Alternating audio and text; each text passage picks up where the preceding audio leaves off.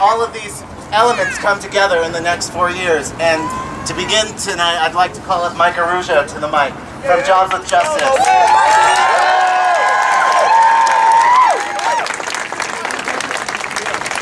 Comrades! Can you hear me? Do I need this? Maybe. I'll use it. Maybe. So what we saw was a white nationalist takeover of our country.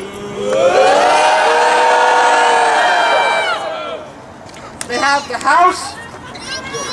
They have the Senate. They have the Supreme Court. Capitalism is born. They have 33 houses. Fucking right. All right, all right, all right, all right, all right, all right, all right.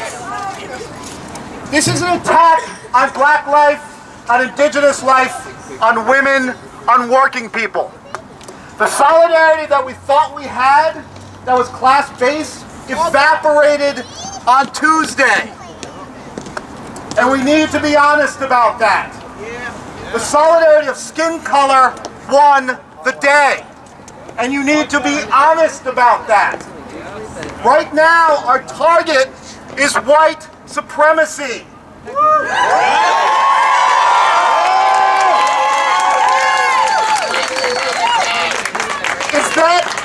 Is Trump white supremacy? Yes! Yes! No! He is not goddamn white supremacy! White supremacy is when we say, I'm going to send my kids to a suburban school. When we take ourselves out of the cities. And when we take the tax base out of our communities. That is white supremacy! When we don't lay down in front of the trucks that are taking our bodies into prisons, that is white supremacy! Trump is just today's face. Trump is just today's face of white supremacy.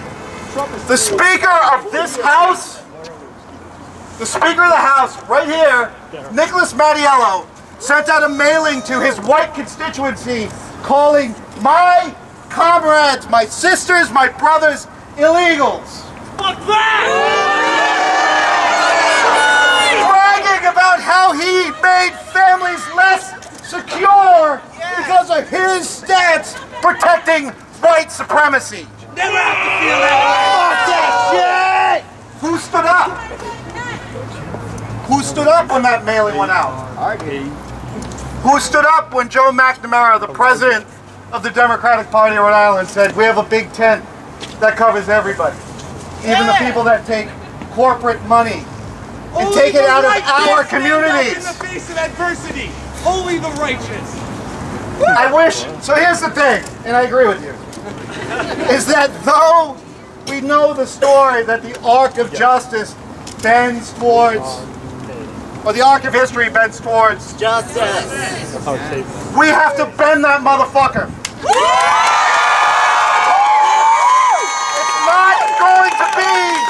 It's not going to be Speaker Mattiello.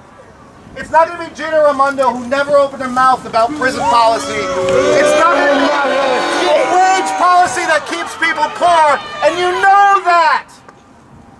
Rejecting white supremacy means that you must reject your whiteness. And if you don't, you are complicit in the murder of black bodies, in the rape of women, and in the displacement of our communities. And you know that!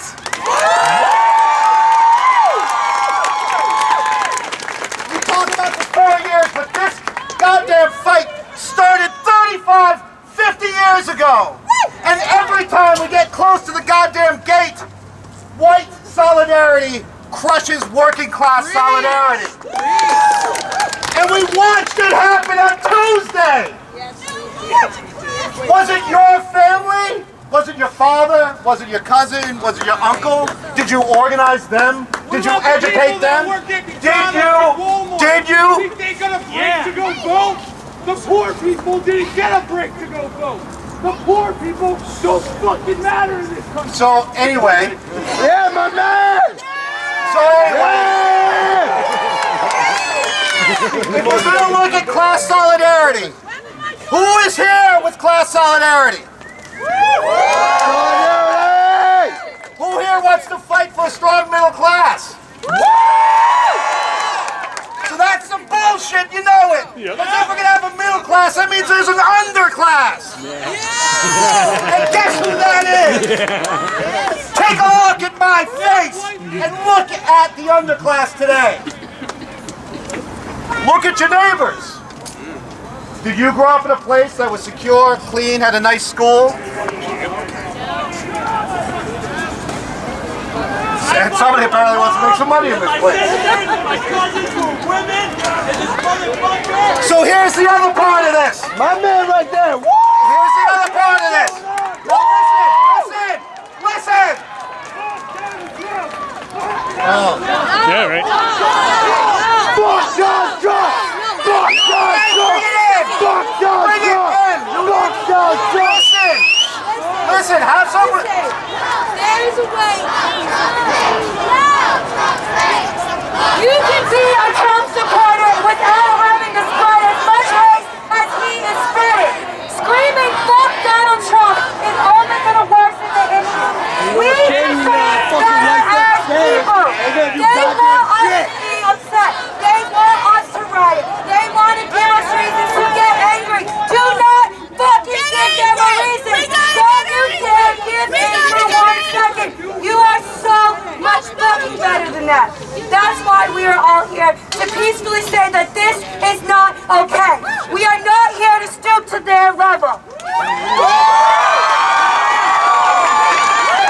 Wait, so as much as I agree with that in principle, as much as I agree with the fact that as working people, we are peaceful people. We don't want to fight. We don't want to hate each other. It's time to fight. But sometimes... It's time to fucking fight! It's time to fucking fight! Brother, could you give me a minute? Yeah, he's kind of talking over like. Yeah, go ahead. So, Just go fuck while we're working on this, we have to consider what it means to organize as people of color. I can tell you one thing right now. When we look at how the vote happened, No, you're not, baby. You're not a hot dog. Just let him talk. when we looked at how the vote played out on Tuesday, we saw which population betrayed the working class. We watched it happen. We watched once again as black women carried the day and did the right thing as they always do. It means that our organizations, all of our organizations, need to look at what our leadership and our membership is and ask ourselves the question, what is the agency that put me in charge? And if you can't answer that question honestly and say, I'm here because I knew a guy, That's how it is. then you are taking it away from one of my sisters. White supremacy requires you to reject the trappings. To fight this, you have to reject the trappings of whiteness. And the trappings of whiteness means the benefits of saying, I'm moving to Canada. It means rejecting the trappings of saying, well, I can get through it. Because you know as well as I do, the people who are going to get punished by the next 4 goddamn years are working people. But there's more importantly, it's going to be people of color. It's how the violence of the next 4 years is going to play out. So either you own it or reject it. Do we reject white supremacy? Are we going to let them know in this building that we reject white supremacy?